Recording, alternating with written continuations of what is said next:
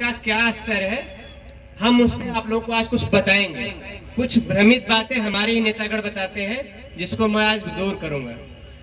हमारी आबादी उत्तर प्रदेश में कितनी है?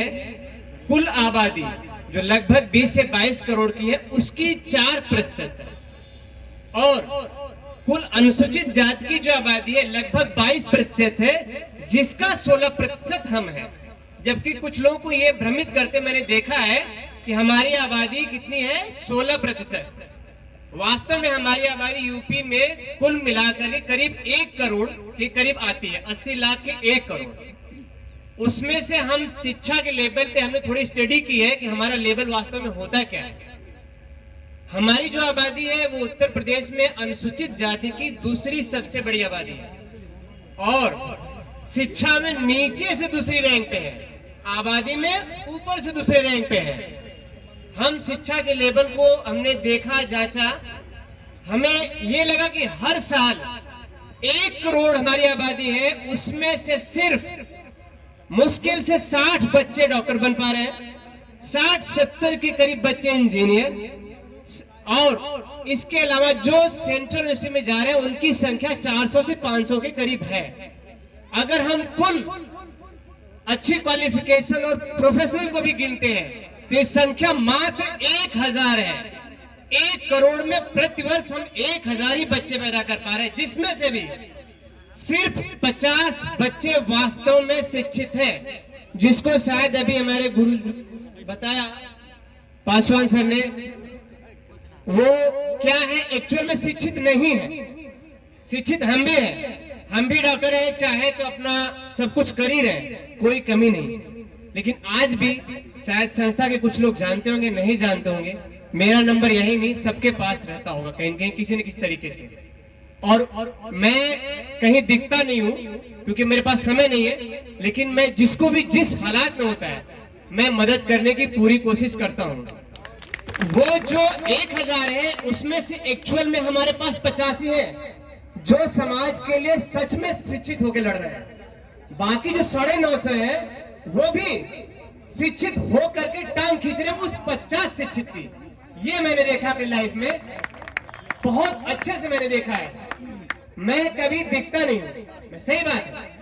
मैं यहाँ की अभी किसी ने बताया कि योगदान बहुत जरूरी है बताना। मैं बहुत ही छोटे से स्कूल में पढ़ा हूं। मेरे स्कूल में मड़ई थी, उसको मड़ैया स्कूल भी बोलते हैं। सूर्यावा में कोडर गांव में एक स्कूल है जिसमें एक हरिजन गुरुजी मास्टर थे, उन्होंने हमें पढ़ाया है। लेकिन जो पढ़ाया है आज मुझे लगता है कि विश्व की सबसे बड़ी डिग्री होना कहीं न कहीं उस चीज की देन है जो हमारी जड़ है। और फिर मैं एक बात को दोहराता हूं, पासवान सर ने कहा था 8 तक, मैं कह रहा हूं 5 तक। हमारे पास नवोदय स्कूल है, सेंट्रल स्कूल है। हमारे घर के बच्चे भी मेहनत करके शायद वो फ्री में नवोदय में पढ़ रहे हैं। हमें अपने बच्चों को यहीं से सीख देनी होगी कि हमारे पास पैसा नहीं है, हमारे पास कुछ भी नहीं है। और एक बुद्ध जी की भाषा में बता रहा हूं, उनके एक अनमोल विचार, इंसान के कर्म ही उसकी पीढ़ी को दर्शाते हैं, इंसान के कर्म ही उसकी अगली पीढ़ी को दर्शाते, ये उनके वचन थे। तो मैं इस बात को सच में मानता हूं, हमारे बाप नहीं थे, हमारे पिताजी नहीं थे, लेकिन हमारे भाई थे जिनके पास कोई सर्विस नहीं थी। आज भी मैं कहता हूं कि पढ़ने वालों के लिए पैसा कभी रुकावट नहीं आता है। आज भी इलाहाबाद जगह जैसे लड़के पढ़ते हैं और पढ़ा के पढ़ते हैं, और आज भी पीएचडी कर रहे हैं जेएनयू जैसे यूनिवर्सिटी में, जो सुबह से शाम ट्यूशन करते हैं, पढ़ाते हैं, फिर अपने माँ बाप का किसी गली कूचे में से आकर के आज पीएचडी करके प्रोफेसर बन रहे हैं। इसलिए हमें सोचना ही नहीं है कि शिक्षा के लिए पैसा मायने है, बिल्कुल नहीं है, बिल्कुल भी नहीं है। और मैं और मेरे भाई साहब जो इंजीनियर साहब हैं, हम लोग ये सोच रखे हैं, और शायद कहीं न कहीं से हम बहुत समय नहीं दे पाते हैं, लेकिन हमने भी टारगेट किया है कि हम अपने जिले से 10 डॉक्टर, 10 इंजीनियर, 10 सिविल को खोजने की कोशिश करेंगे और उनको बनाने का काम करेंगे। ये मेरा वादा है।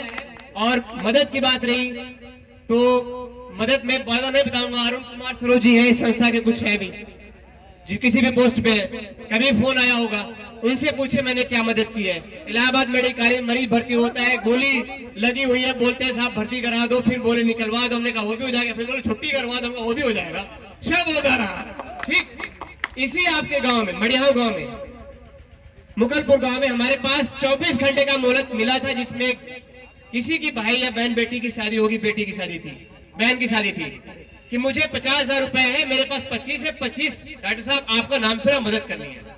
मैं अगले 24 घंटे में 25,000 रुपए लेके पहुंचा हूं इसी मुगलपुर में, अकेले। मैं बस यही कहना चाहता हूं कि जो हमने पहली बातें बताई, जो सर ने बोला कि शिक्षा शेरनी का दूध है, जो पिए उदारता, ये शब्द से मत वाकिफ होइए, उसको उतारिए धरातल पे, उतारिए धरातल पे, कहिए मत। कहने का समय बीत चुका है। और हम एक और चीज, कुछ जो कंफ्यूजन्स है जो हमारे समाज में रची जा रही है, मैं आज उसको बोलूंगा।